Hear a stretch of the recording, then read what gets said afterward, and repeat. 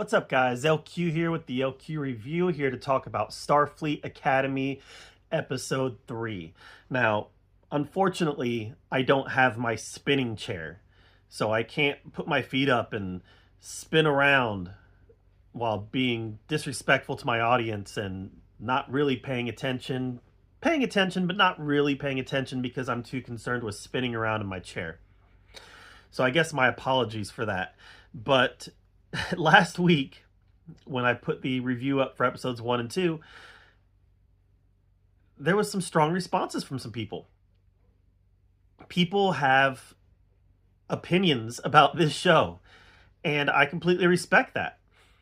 If you have an opinion where you love this show and you think it's the greatest Trek ever, or the greatest Trek since TNG or Deep Space Nine or whatever, I completely respect that. I disagree, but I completely respect that. If you hate it and you think this is an abomination, if you think that this stomps all over the legacy of Trek, I respect that too. Everybody is entitled to their own opinions about any kind of movie or television show or even music or a painting hanging on the wall. Everybody's entitled to how they feel about it based on how it makes them feel. And everybody's going to come into shows with preconceived notions, with biases, with things that they want it to be, with things that they don't want it to be. And I definitely have those things as well. I really try to come into shows like Starfleet Academy with as open mind as possible. I was 100% against this show. I talked about this in my last video. I was 100% against the show. Nobody wanted to hate it more than me. I came into it with an open mind, and I ended up not hating it. For the most part, I liked it, especially when you compare it to how I feel about most of Kurtzman's other Trek shows. Nowhere near the level of TNG or the original series or Discovery, Voyager, or even Enterprise, frankly. But that doesn't mean that I can't go into it with an open mind and try to get some enjoyment out of it. I want to like Trek. I know that's a contradiction, because I said I wanted to come into it hating it, and I did want to come into it hating it because I hated the marketing campaign and I have not liked Kurtzman Trek. But deep down in my heart, in my soul, I want to like Trek, and I'm always going to give it the benefit of the doubt, and I'm continuing to try to give Starfleet Academy the benefit of the doubt. That being said, there's problems, but there's also things I really liked about this episode. So this episode was about a prank war. Yes, we are there. We are recycling old Saved by the Bell episodes. This was a prank war episode where Starfleet Academy and the War College decide to start pranking each other. And I don't mind the concept of a prank war. I went to college. I've been in prank wars before. When I was in college, I was running track and field, and one of my teammates and we were friends, but we pranked each other a lot. And I remember I worked for the physical plant, which meant that I was working grounds, and I had a key to a lot of the dorm rooms, and I happened to have a key to my friend's dorm room.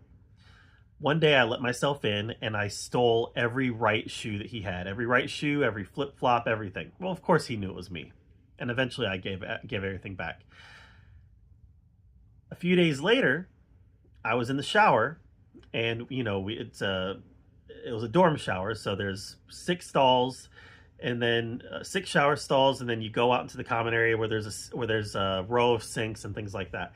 Well, I went into the shower, I put my dirty clothes in a pile, I put my clean clothes in a separate pile, nice and folded, and I get into the shower and I start showering, and when I come out of the shower, I notice that my clothes are gone. My dirty clothes and my clean clothes.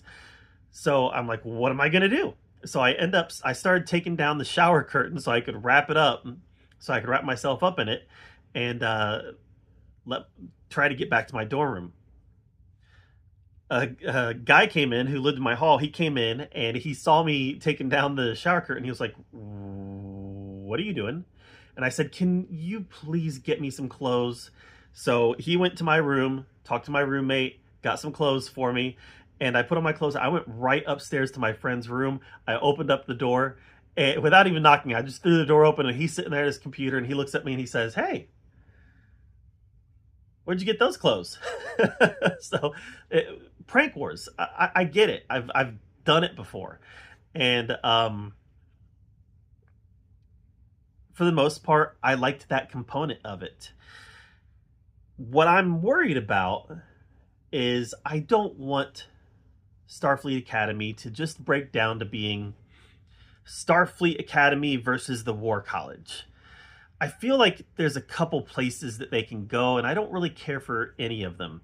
I'm worried on option A that you're going to have Starfleet Academy being a stand-in for American liberals, American Democrats, and the War College be a stand-in for American Republicans, American conservatives, and that's going to be a constant running theme throughout this.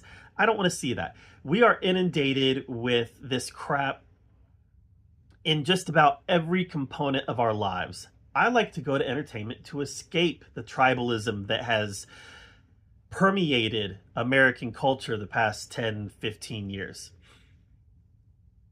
And what I don't want to see is more of that tribalism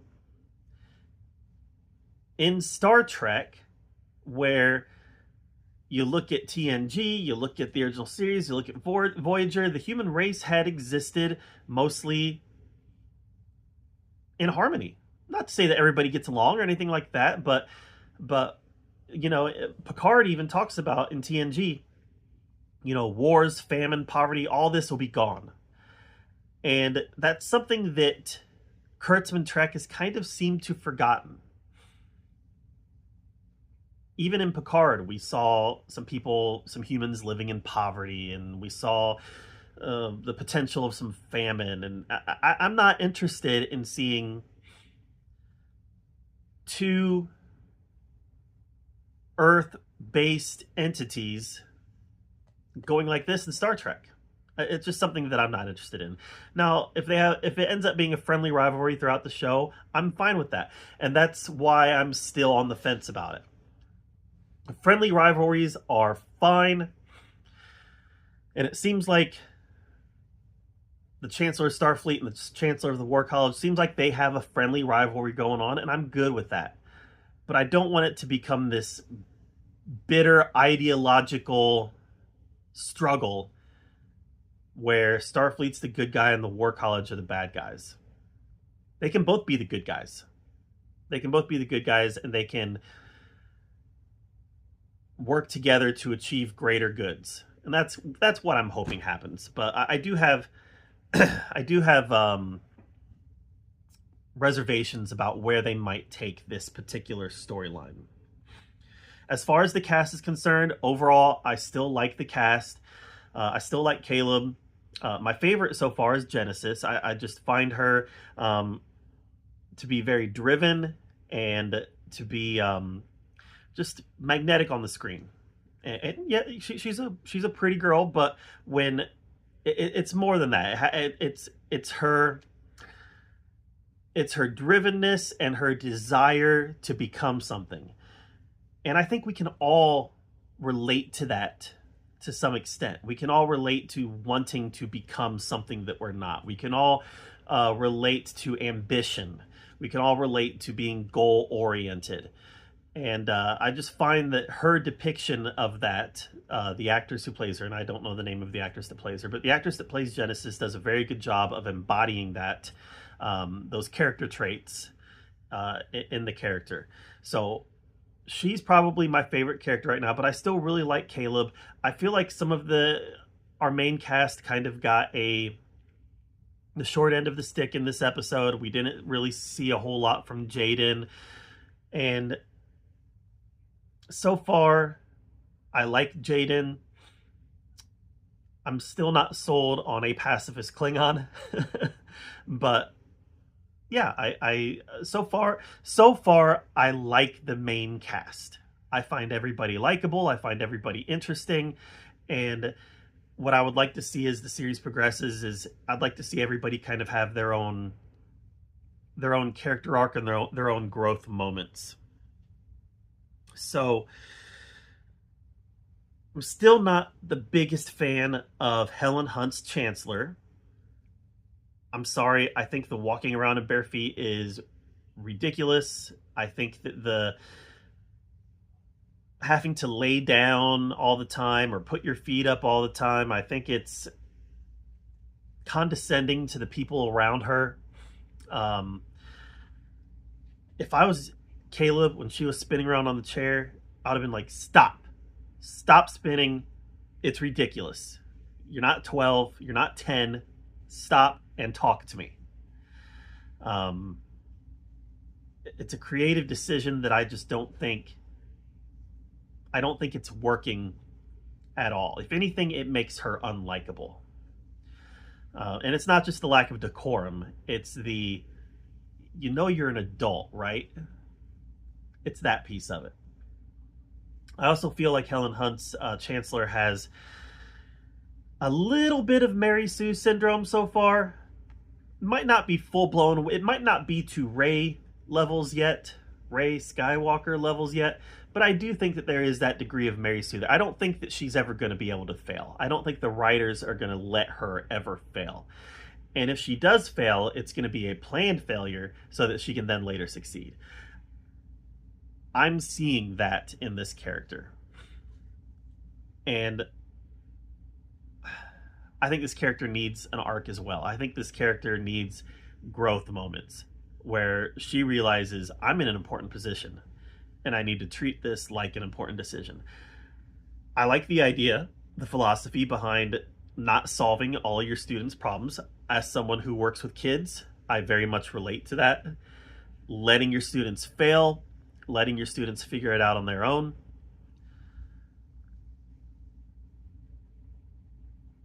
But I just don't think that her demeanor around her students is professional in the slightest, and I don't think that her demeanor around her colleagues is professional in the slightest.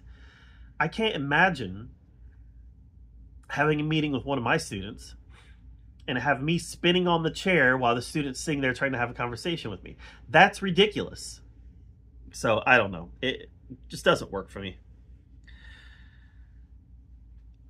Overall, I'm still on board with this series.